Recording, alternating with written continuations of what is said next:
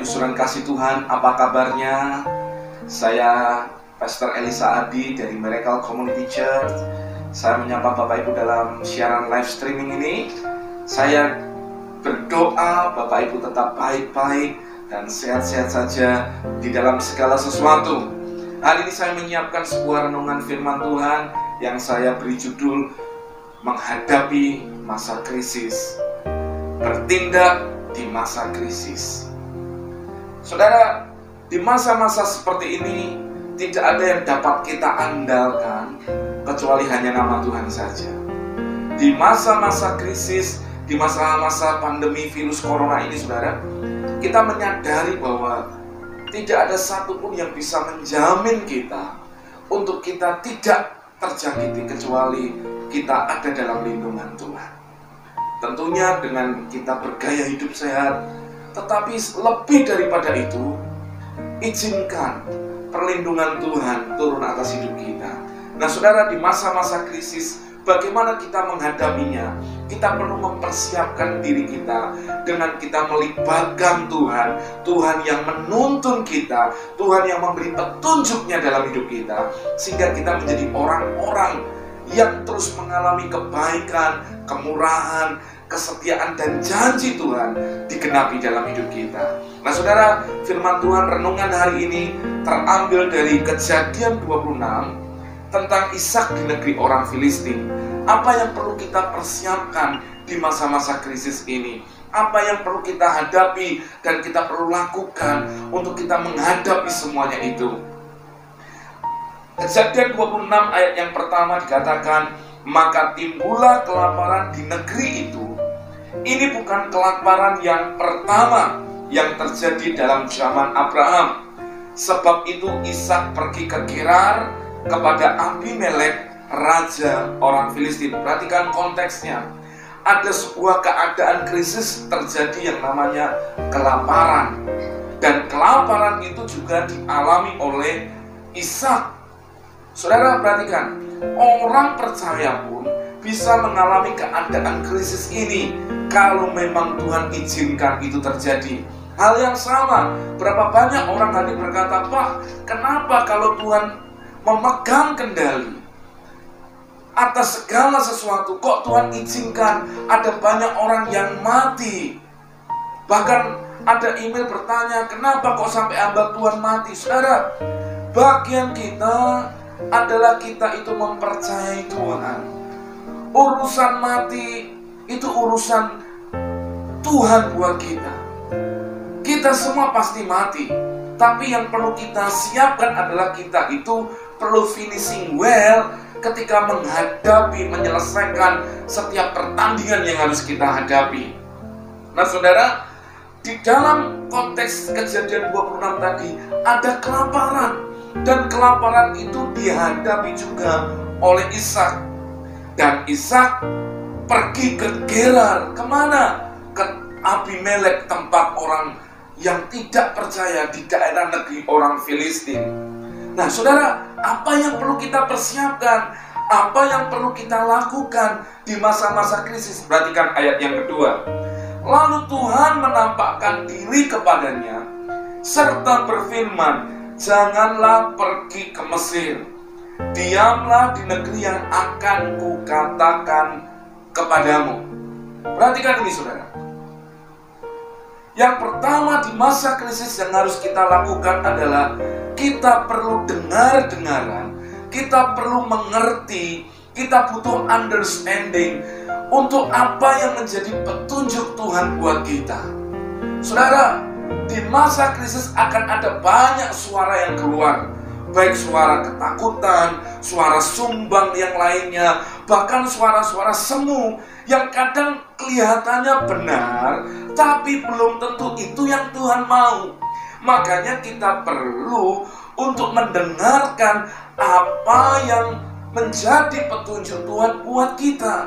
Dan di ayat keduanya dikatakan Tuhan berfirman kepada Ishak. Tentunya ada sebuah relationship, ada sebuah hubungan, ada sebuah koneksi yang selama ini dibangun antara Ishak dengan Tuhan. Sehingga ketika Tuhan berbicara kepada Ishak, Ishak mendengar dan mengerti apa yang menjadi tuntunan Tuhan buat hidupnya di masa kelaparan yang terjadi. Tuhan berkata, janganlah pergi ke Mesir, tapi pergilah ke negeri yang akan dikatakan. Negeri mana itu? Saudara, kalau kita baca di ayat yang ke-6, jadi tinggallah Ishak di Gerar. Gerar negeri orang Filistin. Berarti saudara, waktu Ishak hendak melangkah di tengah krisis, mungkin ada pilihan ke Mesir, kemana. Tiba-tiba Tuhan menyatakan firman-Nya kepada dia, memberi petunjuk, jangan ke Mesir. Berarti ada sempat pilihan ke Mesir, tetapi Tuhan seperti membelokkan itu dengan berkata, tinggallah ke negeri yang akan kukatakan kepadamu. Dan Tuhan lewat tuntunannya akhirnya menunjukkan kepada Ishak untuk dia tinggal di negeri orang Filistin, yaitu di Gerar. Di masa-masa seperti ini, saudara akan ada banyak pilihan untuk saudara kemana, ke tujuan A, ke tujuan B, ke tujuan C, ke perlindungan ini, melakukan ini dan itu. Dengarkan baik-baik, engkau perlu mendengar yang namanya instruksi Tuhan dengan jelas di dalam hidupmu.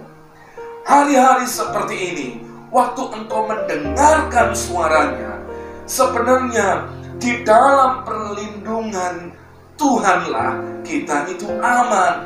Berarti saat kita membangun hubungan dengan Tuhan dan Tuhan menuntun kita, kita ada di pusat kehendak Tuhan. Di pusat kehendak Tuhan itulah hidup kita itu aman, saudara. Saudara, apa yang perlu kita persiapkan di masa krisis? Kita perlu ikutin petunjuk Tuhan dalam hidup kita. Bangsa Israel keluar dari tanah Mesir ke negeri yang akan ditunjukkan Tuhan, ke tanah perjanjian. Mereka siang hari dituntun dengan tiang awan, pada malam harinya ada tiang api yang ada di atas perkemahan mereka. Dan itu yang akan menuntun. Saat tiang awan bergerak, mereka harus bergerak. Saat tiang awan berhenti, mereka harus berkemah. Saudara, waktu kita bisa mengikuti yang namanya akselerasi, bagaimana Tuhan bergerak dalam hidup kita, itu membuat akan kita bergerak di dalam ketepatan. Hari-hari ini kita perlu bergerak, bukan hanya cepatnya saja. Cepat kalau kita tidak tepat, itu bisa membahayakan kita. Tapi kita perlu bergerak mendengarkan Tuhan bicara dalam hidup kita, dan kita bertindak dengan tepat. Saudara, apa yang perlu kita persiapkan? Kita harus dengar-dengar, bangun hubungan Bapak Ibu dengan Tuhan.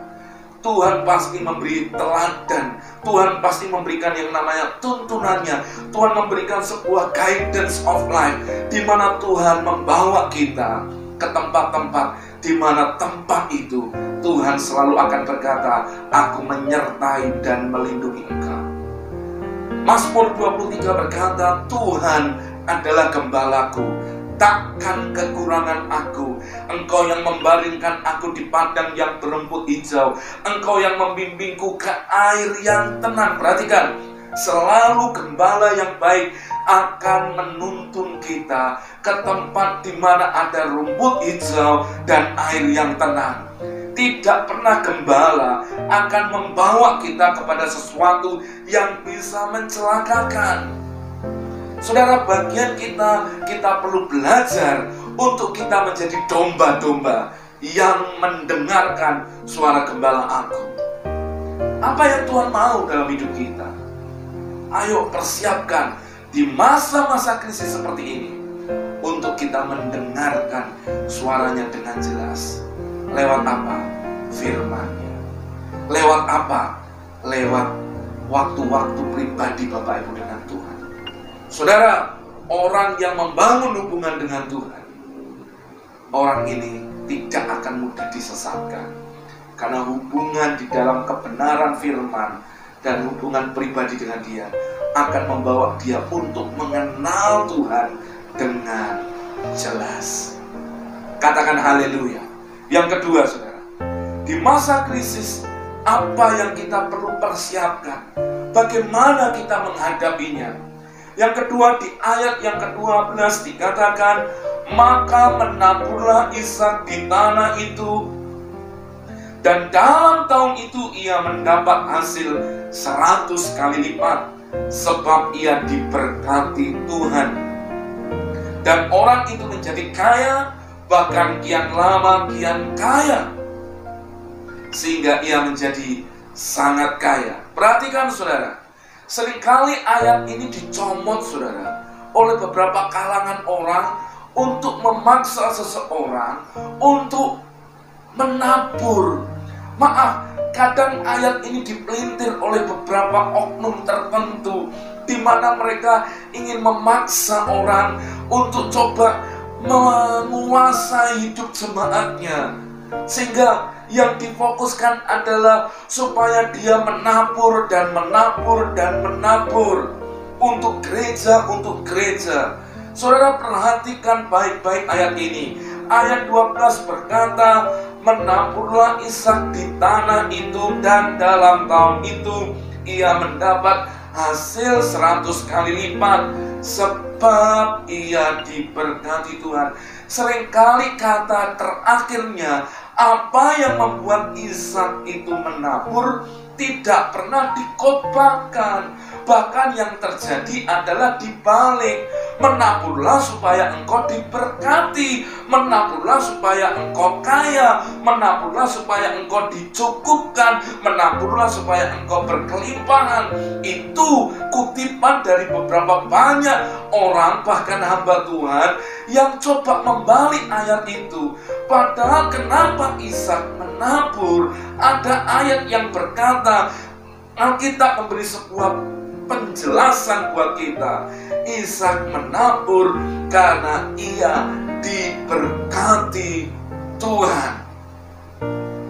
Saudara, yang kedua yang perlu kita siapkan untuk kita menghadapi adalah sebuah kesadaran penuh, sebuah kepercayaan yang penuh, sebuah pengalaman iman untuk menaruh iman kita, untuk menggantungkan hidup kita kepada Tuhan. Tentang apa? Bahwa kita sudah diberkati Tuhan. Saudara, tidak ada satupun perbuatan hidup kita yang bisa membuat berkat itu turun. Berkat beda dengan yang namanya kekayaan, berkat beda dengan yang namanya uang, berkat beda dengan yang namanya semua kelimpahan dunia. Tetapi saudara harus menyadari, orang yang diberkati Tuhan pasti akan memiliki sesuatu, baik secara rohani maupun secara jasmani itu, yang melimpah dalam hidupnya. Tentunya takarannya bukan takaran manusia kita. Takarannya adalah bagaimana saudara taruh hidup saudara sepenuhnya kepada Tuhan. Jadi Ishak menyadari sebuah kepercayaannya bahwa Tuhan melindunginya, Tuhan menyertainya, bahkan Tuhan memberkatinya. Maka yang terjadi adalah Ishak menabur. Ishak akhirnya mereka menaburkan benihnya. Menabur bukan sebuah syarat untuk diberkati, tetapi menabur adalah buah dari sebuah kesadaran karena dia sudah diberkati Tuhan. Perhatikan, ada ayat-ayat di firman Tuhan yang berkata, yang ditulis oleh Rasul Paulus, bahwa menaburlah, orang yang menabur pasti menuai. Karena Tuhan yang memberi benih. Benihnya datang daripada Tuhan. Benih untuk ditabur, roti untuk dimakan. Jadi berikanlah itu dengan yang namanya sukarela. Berikan itu sebagai buah cinta kita. Karena kita menyadari sebuah kebenaran, Tuhan sudah memberkati kita. Saudara perhatikan, berarti ada dua konsep yang berbeda. Yang pertama, orang menabur supaya diberkati. Yang kedua adalah dia menyadari diberkati, maka dia menabur. Sehingga ketika dia menabur, dia tidak mengharapkan apapun imbalan yang akan diterima. Dia menyadari berkat Tuhan ada dalam hidupnya. Justru ketika seseorang punya konsep yang benar dalam menabur, yang terjadi ia mendapat hasil 100 kali lipat. 100 kali lipat bicara tentang orang yang mendapat hasil Tuhan penuh, utuh, berlipat kali ganda, double portion. Saudara, saya mengajak kita, sadari dulu kebenaran. Engkau bukan orang miskin. Engkau bukan orang maaf kere. Engkau bukan orang yang tidak punya. Tetapi saya mau berkata, mental dalam hatimu harus berkata, waktu Yesus menebus hidupmu, dia benar-benar memerdekakan hidupmu. Engkau menjadi orang yang kaya di dalam dia. Kaya dalam apa? Dalam segala kasih karunia Tuhan. Sehingga orang yang demikian, buahnya pasti menabur. Dan tidak kikir, tidak pelit. Karena taburanmu, benih yang kau taburkan, itu juga nanti yang akan kau tuai di masa-masa krisis, di masa-masa keadaan yang tidak baik yang kau hadapi. Saudara, firman Tuhan berkata di Amsal 23 ayat yang ke-7a, sebab seperti orang membuat perhitungan dalam dirinya sendiri, demikianlah ia. Maksudnya apa? Kalau engkau menyadari sebuah kebenaran, firman Tuhan berkata engkau akan mengetahui kebenaran itu, dan kebenaran itu akan memerdekakan engkau. Kebenaran yang mana? Kebenaran Kristus yang mati, yang menebus. Kebenaran Kristus yang membalikkan prinsip dunia. Waktu saudara terima itu akan memerdekakan engkau, menyadarkan hidupmu bahwa engkau dikasihi dan sudah diberkati Tuhan. Jadi saudara, mari saya mengajak kebenaran bahwa kita orang-orang diberkati. Ini harus kita taruh dalam hidup kita. Dan mulai hari ini, menaburlah. Berapa banyak orang bertanya, Pak, bagaimana cara saya menabur? Ke gereja atau ke mana dulu? Saudara, menaburlah di mana Tuhan menggerakkan hatimu. Ada banyak lahan di mana engkau bisa menabur. Kalau Tuhan gerakkan untuk engkau menabur bagi orang orang janda-janda, orang yatim piatu, orang-orang yang kekurangan dalam diakonia, taburlah saudara. Karena engkau diberkati Tuhan. Pak, tapi nggak seberapa, lakukanlah. Karena itu menjadi benihmu yang suatu kali akan menjadi tuaian dalam hidupmu. Lalu ada orang bertanya, Pak, apakah harus ke gereja? Tidak harus ke gereja. Saudara, ada banyak lahan di mana kita perlu menabur. Tetapi bagian saudara sadari dulu kebenaran. Jangan menabur kalau saudara tidak damai sejahtera. Bahkan jangan menabur ke gereja kalau keluargamu kekurangan makan. Hal yang seperti ini saudara seringkali coba dibalikkan saudara. Menaburlah dengan porsi yang memang Tuhan taruh dalam hidupmu. Kita menabur tidak untuk cari nama, tapi kita menabur karena kita menyadari terlalu banyak yang Tuhan sudah lakukan buat kita.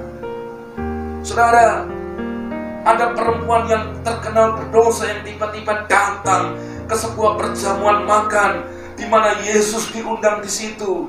Tiba-tiba perempuan berdosa ini menangis. Dia curahkan air mata di kakinya. Lalu dia pecahkan buli-buli minyak, ditaruh di kaki Tuhan dan membasahi.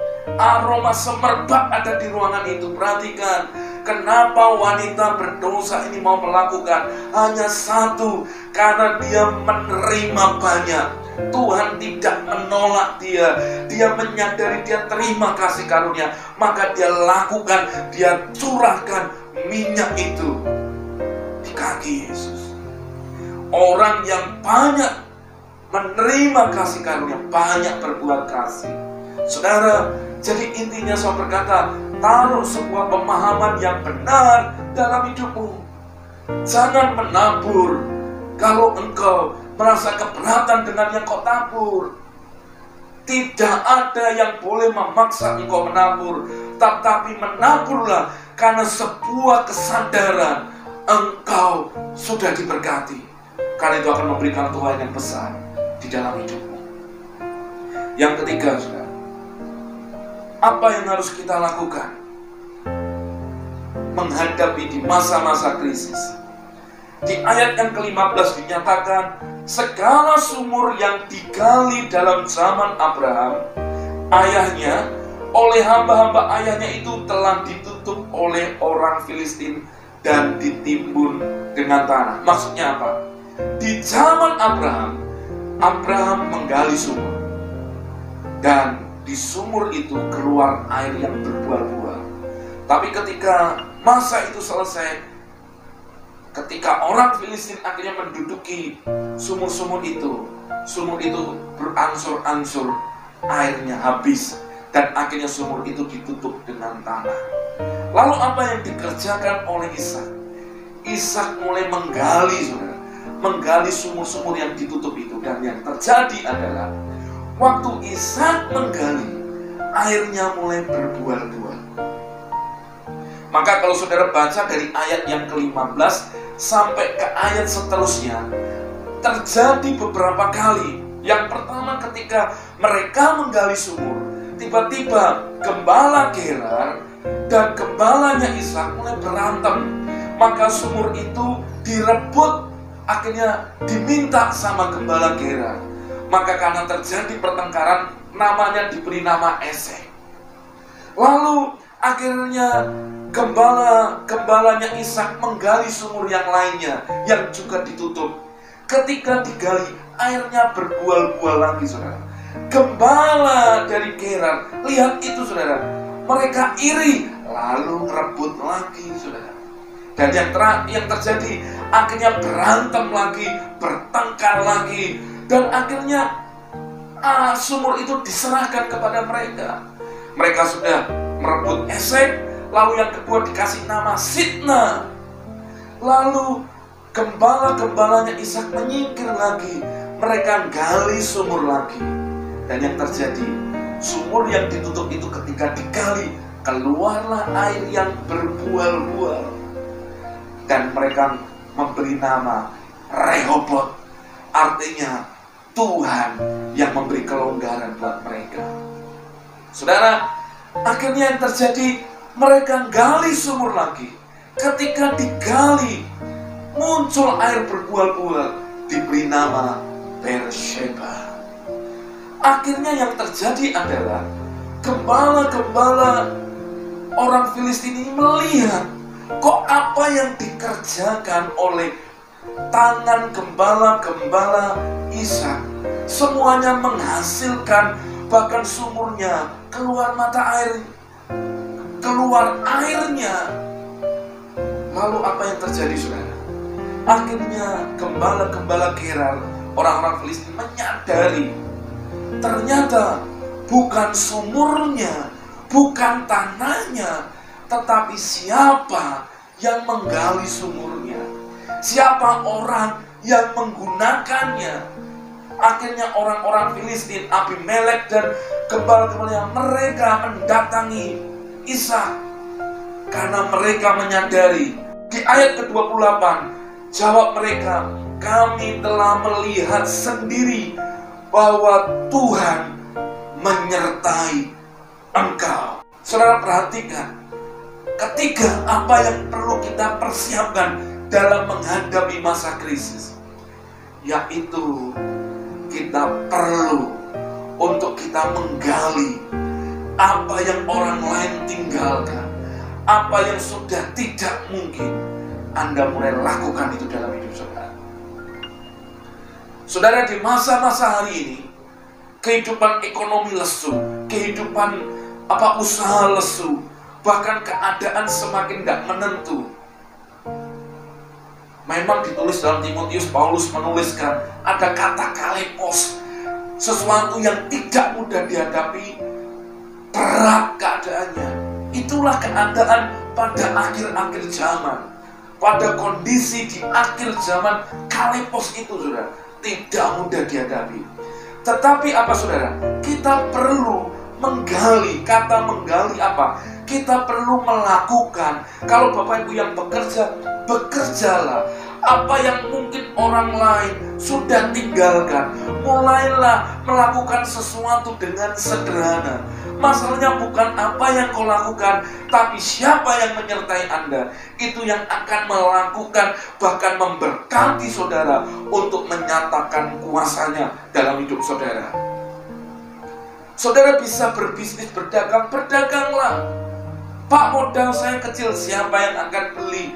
Bapak Ibu mungkin jualan makanan, Pak, siapa yang beli kondisi ini? Dengarkan baik-baik. Apa yang perlu engkau lakukan yang orang lain sudah tutup, lakukan aja selama Tuhan menuntun Anda ke situ.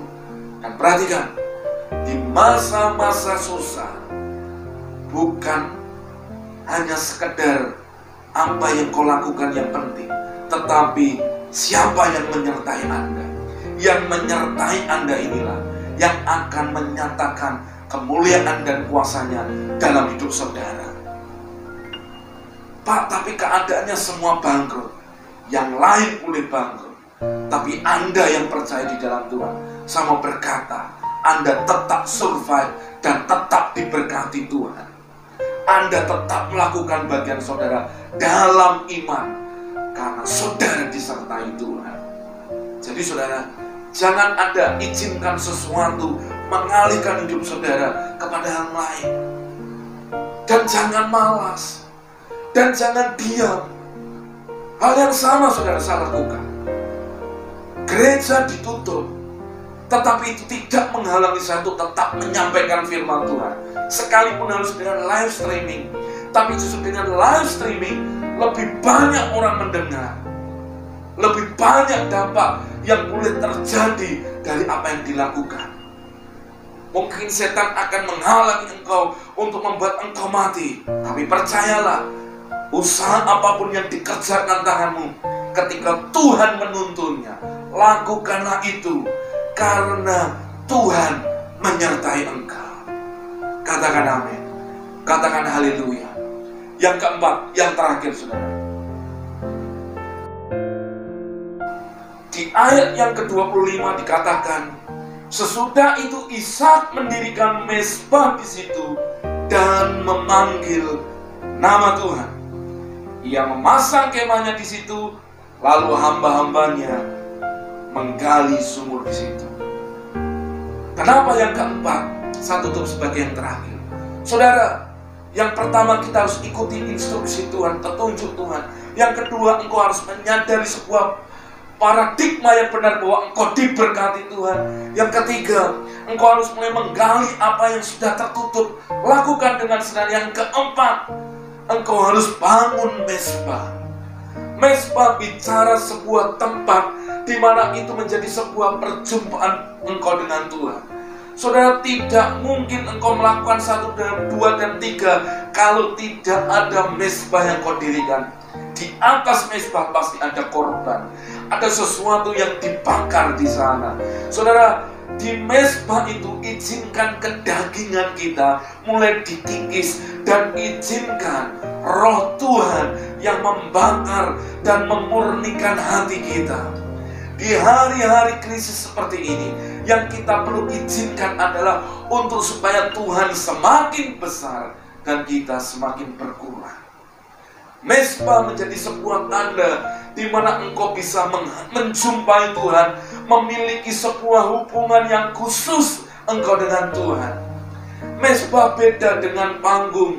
Panggung hanya untuk sebuah teatrikal. Panggung hanya menjadi sebuah tempat di mana orang hanya bisa melakukan aktivitas agamawi untuk dilihat. Tapi mezbah ada sebuah hubungan yang pribadi antara engkau dengan Tuhan.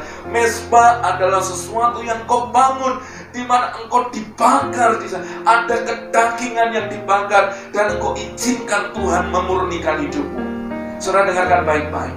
Hari-hari yang seperti ini, hari-hari krisis yang kita hadapi, saudara percayalah, Tuhan mau kita mendekat dengan Dia.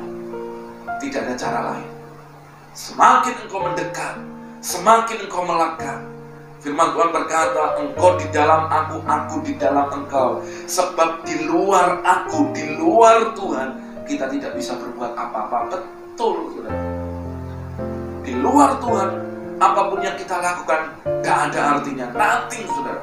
Tapi saudara yang nothing dengan Tuhan yang everything akan membuat something terjadi dalam hidup saudara. Tangkap ini, saudara. Akan membuat hidupmu akan tetap berakselerasi dan mengalami realita Tuhan. Bagaimana waktu-waktu saudara dengan Tuhan? Saudara yang berbisnis, saudara yang usaha, saudara jangan hanya mikirin soal usaha, tapi bangun mezbah di tempat engkau bekerja dan punya usaha itu. Waktu saudara bangun mezbah, izinkan Dia dalam anugerah kebaikannya. Mezbah itu yang akan terus memurnikan hati kita menjadi pribadi yang semakin mengenal Tuhan. Tuhan Yesus memberkati kita. Biarkan renungan ini jadi renungan yang membawa hati kita semakin dipertajam untuk kita mengenal Tuhan lebih dalam lagi. Biar Tuhan yang pegang kendali, dan doa saya, kita semua menjadi orang-orang yang terus dibenarkan, mengalami realita Tuhan, dan menjadi orang-orang yang menikmati janji Tuhan setiap waktu dalam hidup kita. God bless you all. Amin.